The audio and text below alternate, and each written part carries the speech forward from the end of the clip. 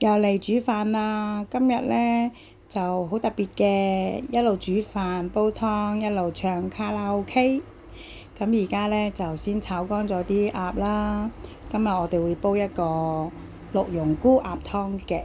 咁就係炒到啲肉呢就係冇晒水分啦，跟住我哋加少少燒酒落去，跟住再加埋滾水，咁就可以冚蓋煲啦。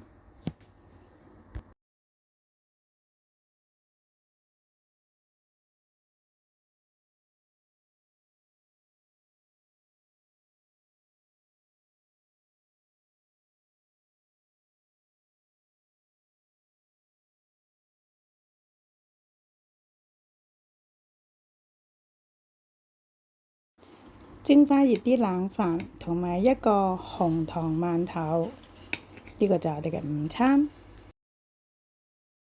個鴨湯煲好啦，加埋綠蓉菇，係非常之匹配同埋好味嘅。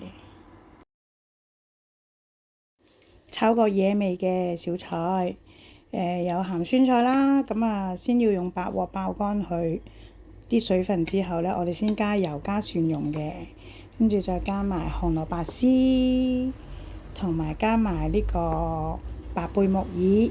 咁呢兩樣嘢夾埋呢，都係對健康好啦，對血管好嘅，亦都係好好餸飯。呢個都係一個下飯神器嚟嘅。咁就呢一個就俾少少水落去炆下佢啦，調味啫就係少少生抽同埋加少少糖落去。咁當然不能夠少嘅就係我哋屋企最中意食嘅辣椒乾。我哋食飯啦，各位！今日嘅餸呢係非常之好餸飯㗎喎，而且係好有營養嘅。拜拜。